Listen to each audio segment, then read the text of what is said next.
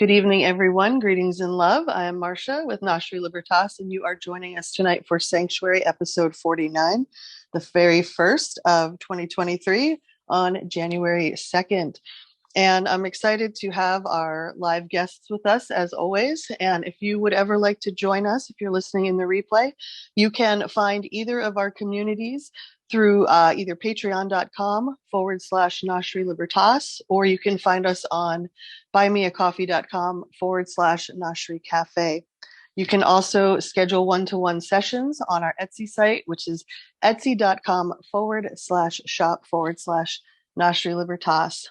And no matter where you are finding us, whether you are here with us in this current moment or kind of finding us in the distant future, Spirit is always speaking to our now moment. And when I use the word Spirit, that is my word for Holy Spirit or Great Spirit, the part of God that both flows through us and kind of allows us to align with that greater spirit with the capital S, and also the part of God which is far vast and outside of us, which has this eagle eye perspective, this cosmic perspective, this universal perspective, beyond endless word perspective that we just simply cannot have in our physical linear human vessel. And so when we start to tune into this greater essence of spirit and begin to raise our vibration, to raise our spirit, that allows us to project our authentic frequency out into the world in a really beautiful and compassionate and loving way, but also in a very fierce and protective way. And that's one of the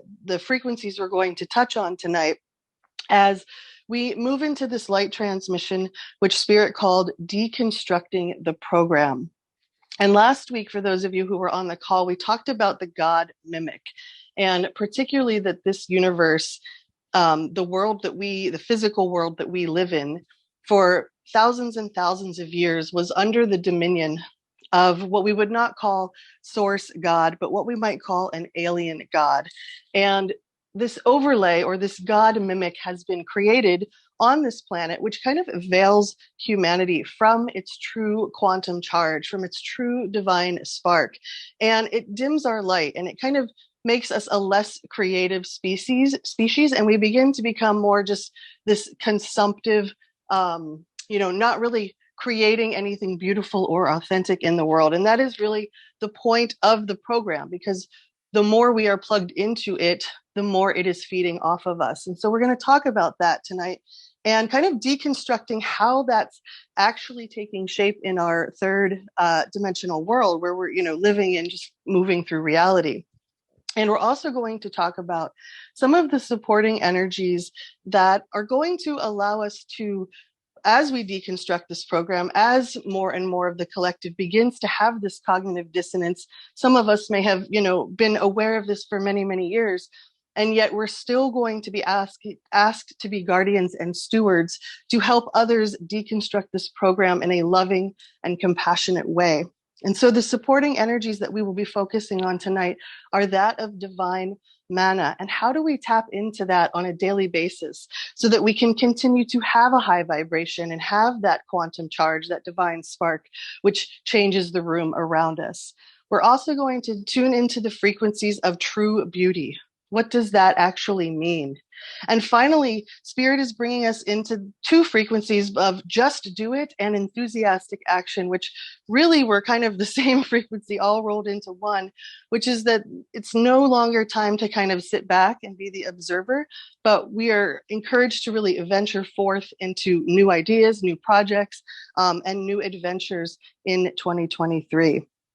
And so this reading began with me going into meditation, as I always do, and I'll hit Pandora and kind of let whatever station, whatever song wants to play. It's very random every time. And it never ceases to amaze me that, I'll be just like 5 lyrics into whatever I'm listening to, and I'm like, wait a minute, this is about what we're talking about tonight. And so once again, Spirit has done it again.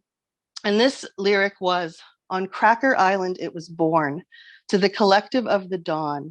They were planting seeds at night to grow a made-up paradise, where the truth was auto-tuned, and its sadness I consumed into my formats every day. In the end, I had to pay. What world is this? In the end, I had to pay. I purged my soul. They taught themselves to be a cult, They didn't know its many strategies. They taught themselves to be a cult. They didn't know its many fantasies. And so Spirit is going to bring our attention tonight to this occult, to this God mimic overlay, this program that Spirit says you must pay with your soul to enter and in order to receive its rewards. And Spirit also mentioned here that the human voice is being auto-tuned into a robotic one. And so we're going to kind of go into that more deeply, into what does that mean to be on this transhumanistic path that the powers that were have us, destined to fall into the groove of, so to speak. And finally, Spirit says, know that this cult will deliver a new world to you.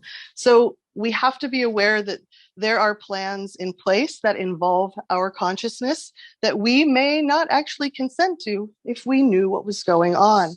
And so Spirit's going to move us through those energies tonight in hopefully the most concise and succinct way possible so that we can not only wrap our minds around it, but also understand how to fully pull the plug from the program and remove our consent on every level. And so the last lyrics to this part of Deconstructing the Program were from Spirit itself, which was, I've been waiting for the tides to change, for the waves to send you my way. I see you, darling, but you pixelate. It gets hard to take these days. And so this feeling from Spirit that while we're on this organic ascension timeline, we're so tuned in to our phones and to our tablets and to technology at large that we're beginning to pixelate. We're beginning to lose some of that high vibration, some of that authentic frequency.